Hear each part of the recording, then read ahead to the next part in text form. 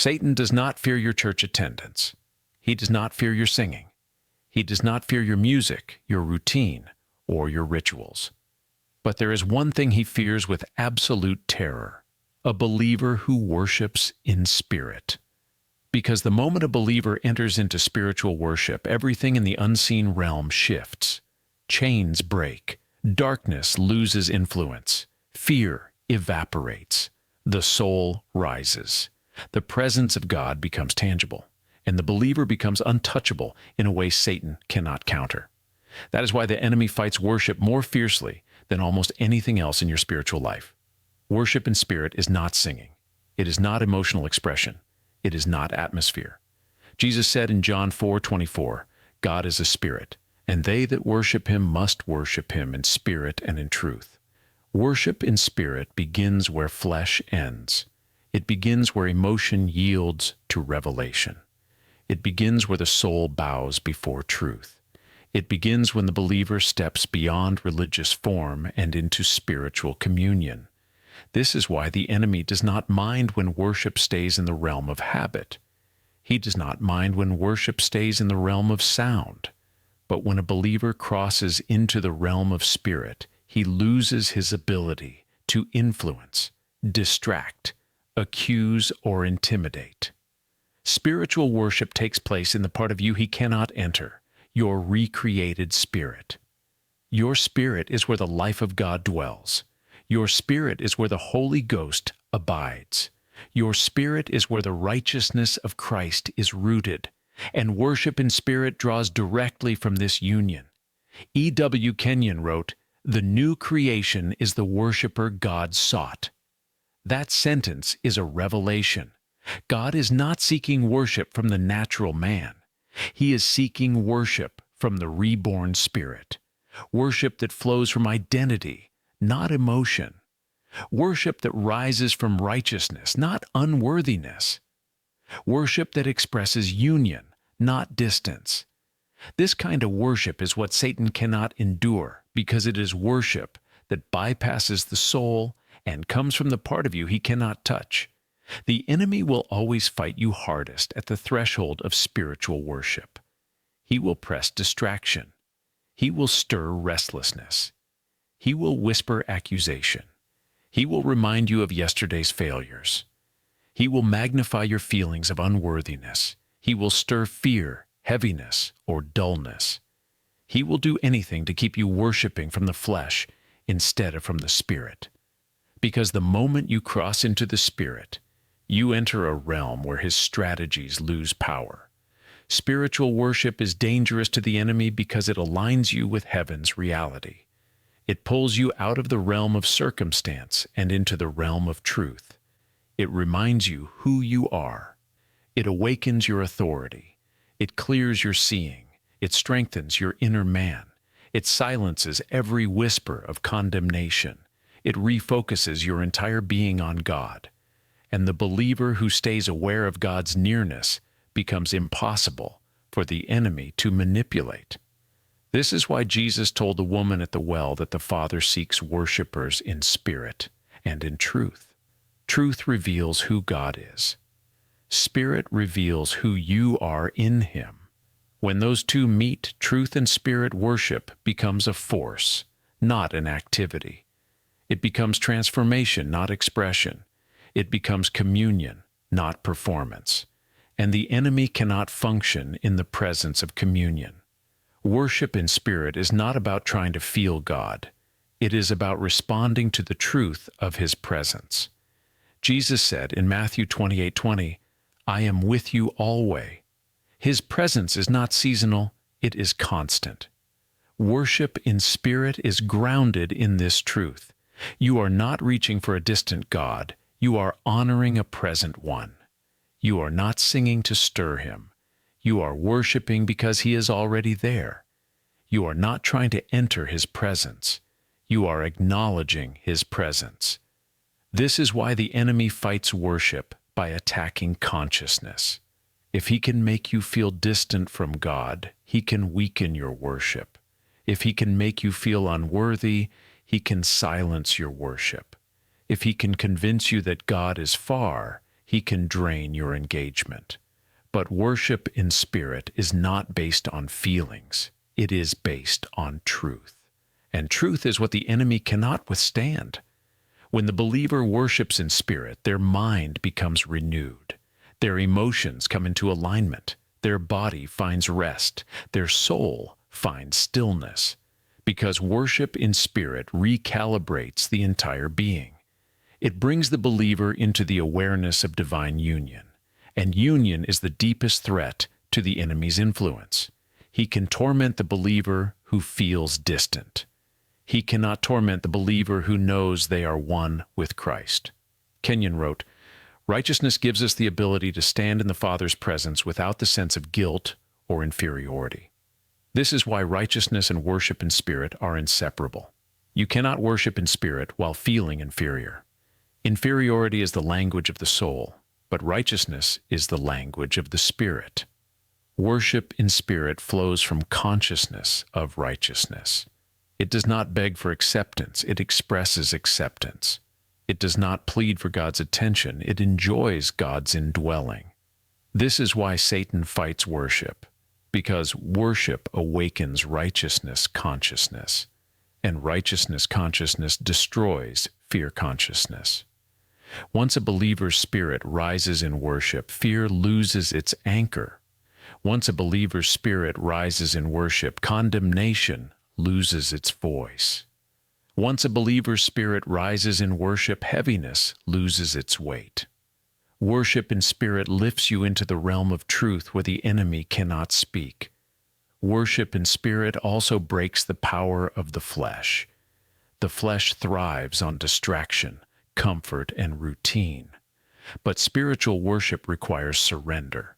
It requires stillness. It requires attention. It requires yielding. And the enemy knows that the believer who learns to yield in worship will also learn to yield in obedience, in prayer, in meditation, and in spiritual authority. Worship trains the believer's spirit to lead, and the enemy wants the believer's flesh to lead.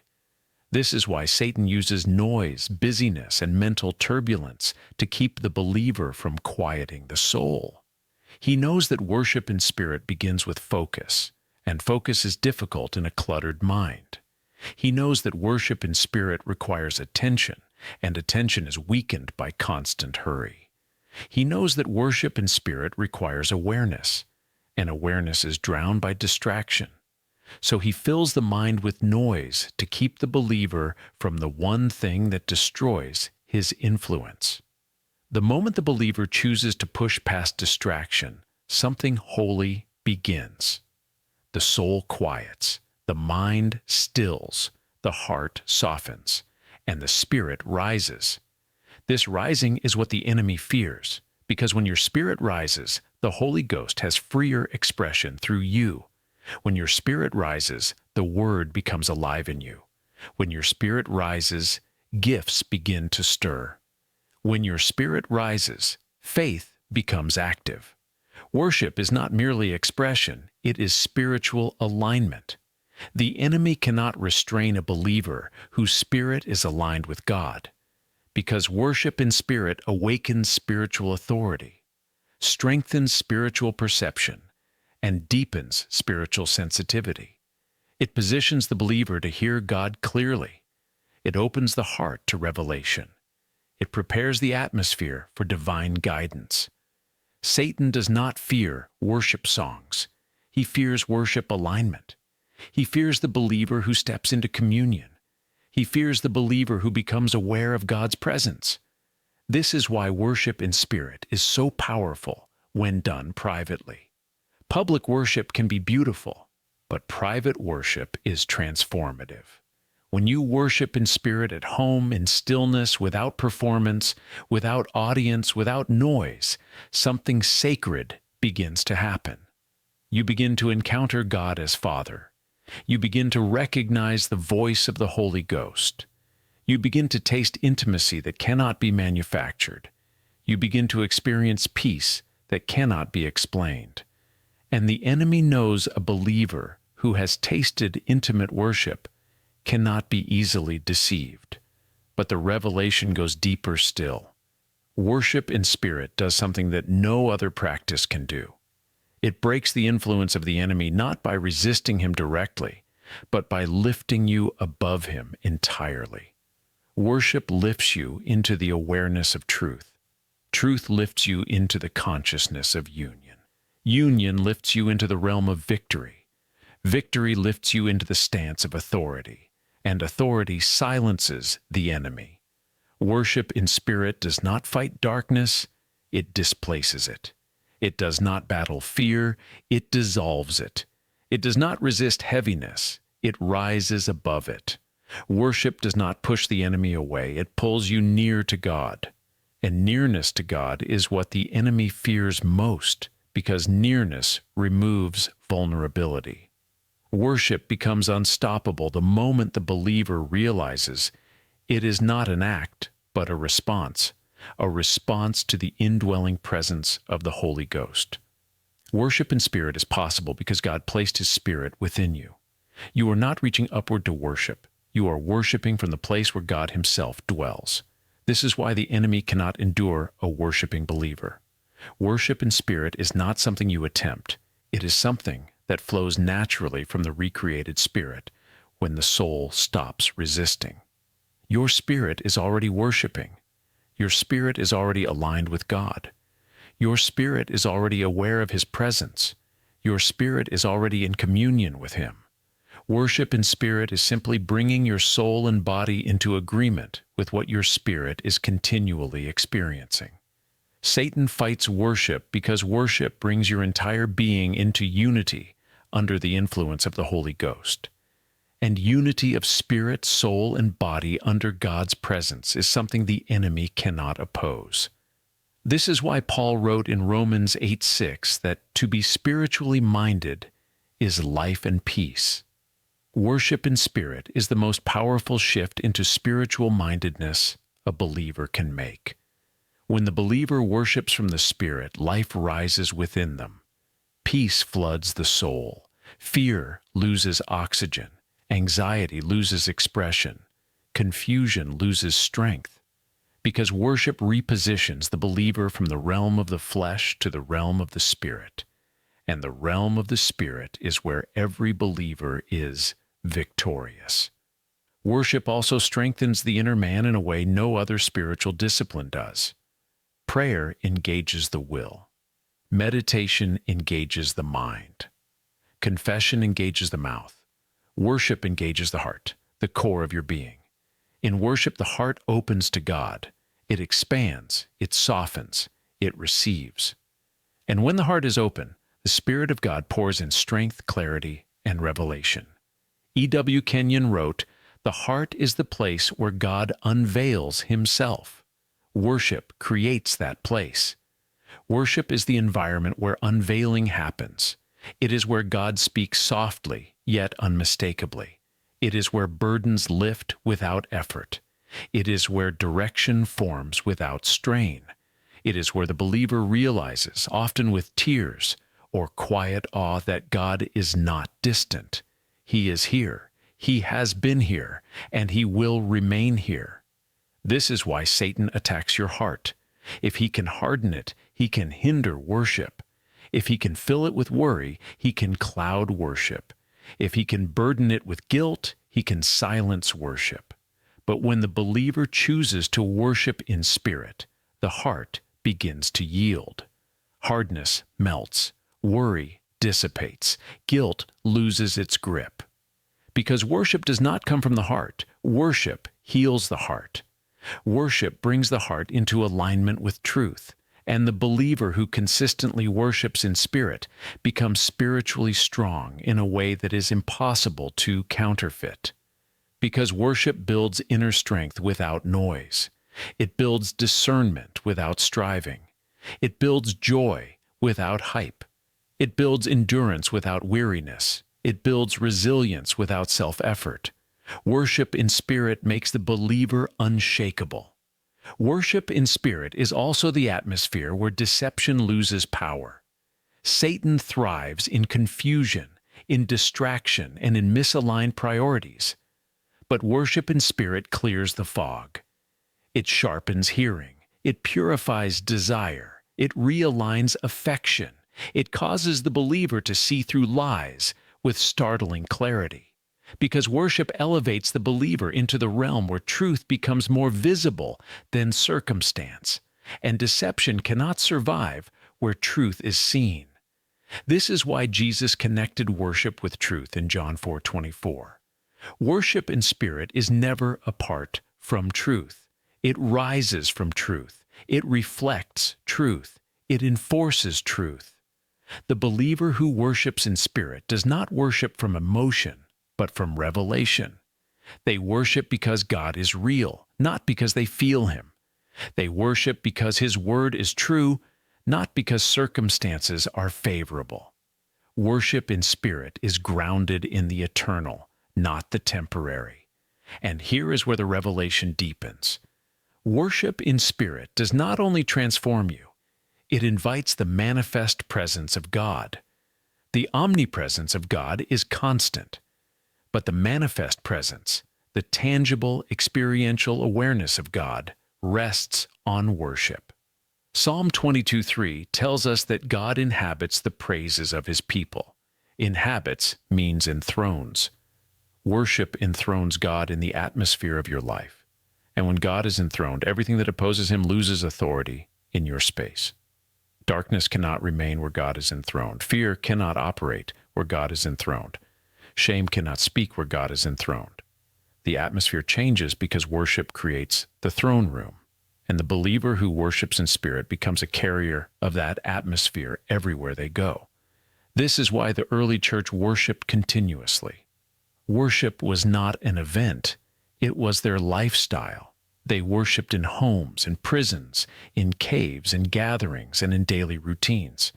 They worshipped even when circumstances were bleak because worship brought heaven into their circumstance. They worshipped because worship in spirit reminded them of who they were and who God was. They worshipped because worship made them spiritually impossible to defeat. Satan cannot withstand a worshiping church. He cannot withstand a worshiping believer. He knows that worship in spirit accesses a dimension of divine impartation that makes the believer immovable. He knows worship in spirit releases the Holy Ghost with clarity. He knows worship in spirit strengthens faith, opens revelation, and deepens spiritual awareness. So he will try everything to keep you from it. He will attack your schedule. He will attack your emotions. He will attack your attention. He will attack your worthiness. He will attack your focus. He will attack your consistency. Because if he can keep worship occasional, he can keep you weak. But when worship becomes a posture, a continual yielding of the heart to God, the enemy loses the ability to steer your thoughts, your decisions, or your emotional responses. The believer who worships in spirit becomes spiritually anchored. They may feel storms, but do not bend to them. They may hear the whisper of accusation, but do not respond to it. They may encounter moments of heaviness, but do not collapse beneath them. Worship becomes their stability. It becomes their clarity. It becomes their strength. It becomes their refuge. And then something even greater begins to happen. Worship in spirit begins to overflow into every part of life. It changes how you pray. It changes how you respond to trials. It changes how you perceive God. It changes how you perceive yourself. It changes how you perceive the world. Worship becomes the lens through which truth is seen clearly. Worship in spirit is not music. It is union. It is not performance. It is participation. It is not routine. It is relationship. And the enemy knows that a believer who worships in spirit becomes someone who carries the presence of God into every situation. When you worship in spirit, heaven becomes more real than the earth beneath your feet. And when heaven becomes real, fear becomes small. When heaven becomes real, obedience becomes natural. When heaven becomes real, faith becomes easy. When heaven becomes real, the enemy becomes insignificant. But there is a reason the enemy fights this so fiercely, because once a believer begins to worship in spirit, they step into another dimension of spiritual life, a dimension not driven by outward obligation but inward revelation, a dimension where everything they do, give, pray, and live flows from the Spirit instead of the flesh. And this next dimension is one the enemy dreads because it unlocks blessings far deeper than money and authority, far greater than emotion. It is the dimension of spiritual alignment that transforms how the believer engages with God in every area of life, including the area most misunderstood, most resisted, and most misrepresented in the modern church. A truth that, when illuminated, reveals why some believers flourish in every season while others struggle unnecessarily. It is time to uncover that truth, the truth that opens more than wallets, more than doors, more than opportunities, the truth that opens the heart.